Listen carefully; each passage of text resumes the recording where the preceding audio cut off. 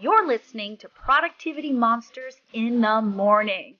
We are the energy volt your real estate business needs to get you up and out and excited and productive for the day.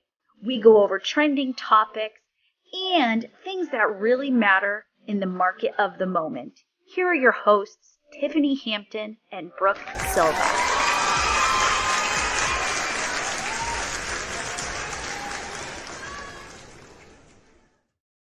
Hello, my friend. Do you know why this week's going to be the best week ever? Because we're going to Texas next week. I know why, because I know why. I'll let you do it. Kill me now. It's going to be May the 4th and then Revenge of the 5th. It's going to be the best week ever. Oh, yeah. And it's Cinco de Mayo for those that like margaritas. Yep. And it's on a Friday. Yep. Cinco de Mayo is on a Friday. So it's going to be a fun week full of happy people, happy nerds, those who love the Star Wars franchise. I have some surprises for our peeps in the region who go to the growth call. Got a little bonus content for you. It's going to be a good week. Well, and this is where you get to have fun. Yeah. Yep. Yeah. So we've been talking a lot about like your tag name is Brooke the Nerd. Mm-hmm. And I'm kind of like a fixer, but not that kind of fixer. Right. Like when you said fixer, I was like, I have watched way too many mafia movies in my life. And I am from Jersey. So I was like, we got to be really careful with this, Tiffany, because like we're known as like good cop, bad cop to begin with sometimes, right? Now you're going to become the dirty cop? No.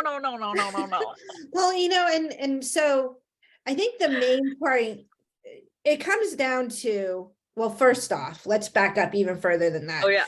So when we look at our KPAs, right, it gives us an idea of who we are in the world. But then there's also this really awesome book, Rocket Fuel, which talks about EOS, and you have your integrator, implementer, visionary, and all that stuff. And I have been cursed my entire life with being a high level everything, which makes me a fixer, but not that fixer. No, not like burying bodies. We're talking like get people in the door, like talk to them, figure out what's on their way, give them a plan, and set them free. Yeah, you're the architect. And I used to get in trouble because people be like, you only hang out for like 18 months, because 18 months is what, like, at the end of the day, I usually got things fixed within 18 months and I was on to my next journey. Right. And I got feedback that was a bad thing. And I'm like, well, but why? Yes. If they're doing it. And it took me years of figuring it out because, we like psychoanalyze everything.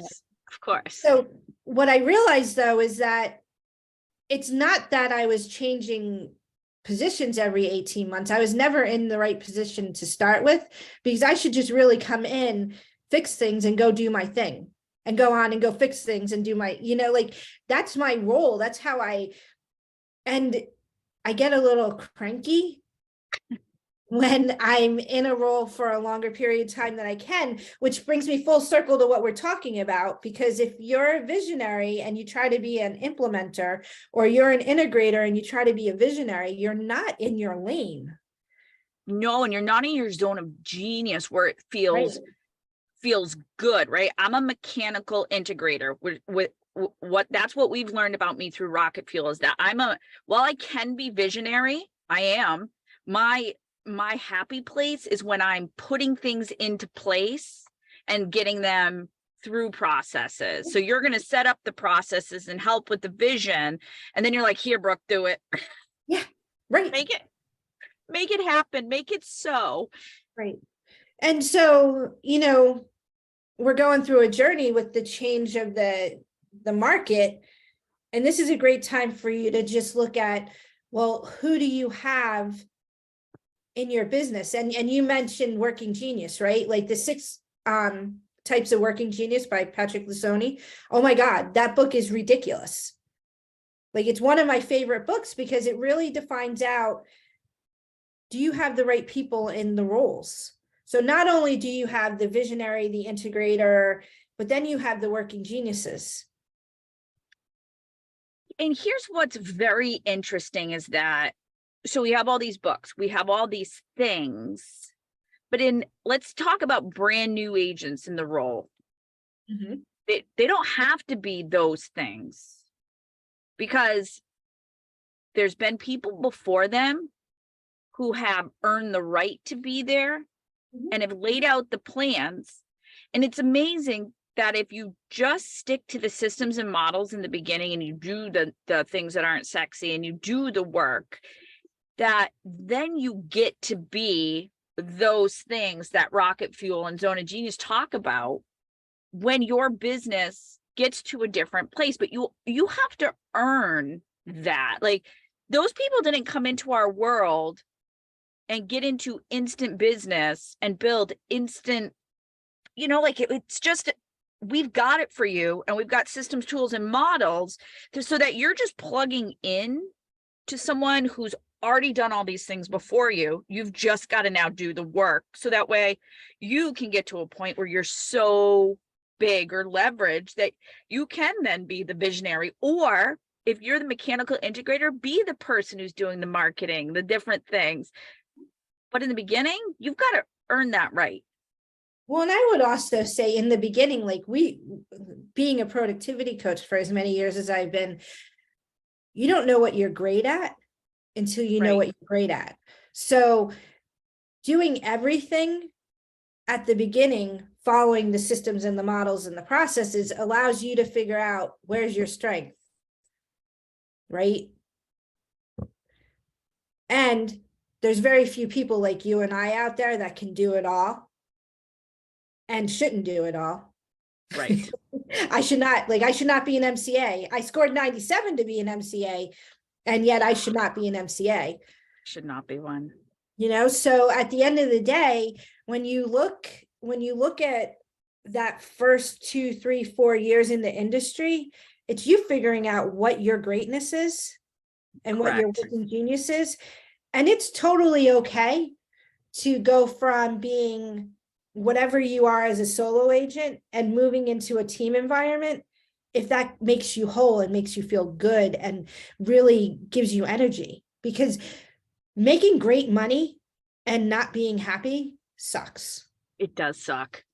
It does suck. Been on both sides of the spectrum. Many of our friends have, where you have money and you're miserable, or you're broke and you're happy, and trying to find that middle ground between two seems to be the constant dogfight everybody lives in. It money doesn't buy happiness, but it certainly buys leverage, and leverage buys happiness any day. Any day.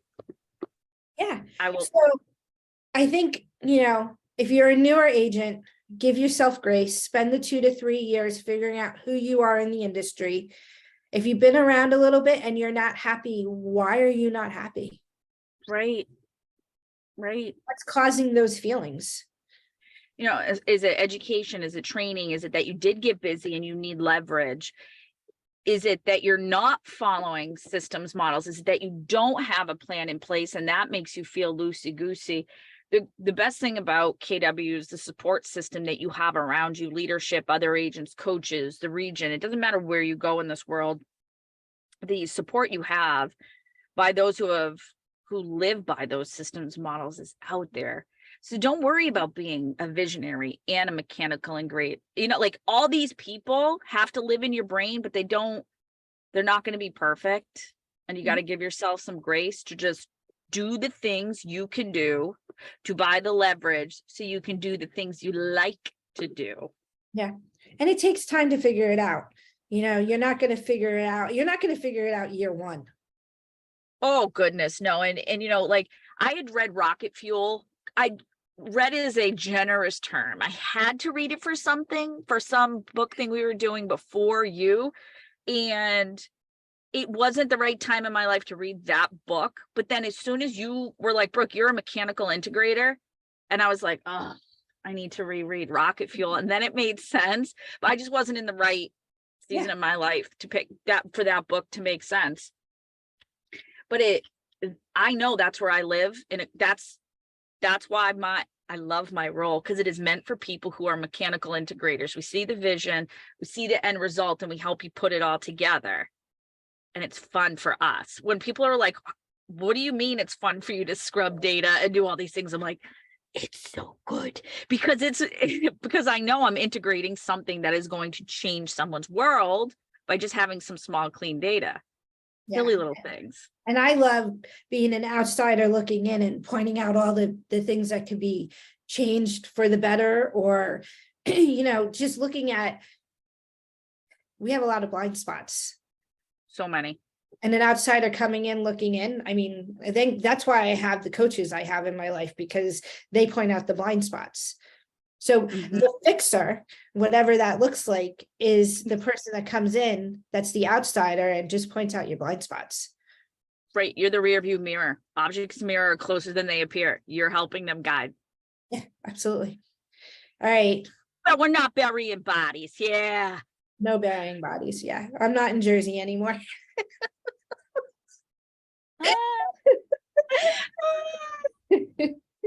And how did Brooke and Tiffany get in trouble? Well, let's tell you, on May the 1st of 23. Right? I'm telling you. All right, friends. Well, you have a wonderful first week of May. May the 4th be with you. And have a fabulous day. Yep. All right, my friend. I'll see you later. I'll see you later.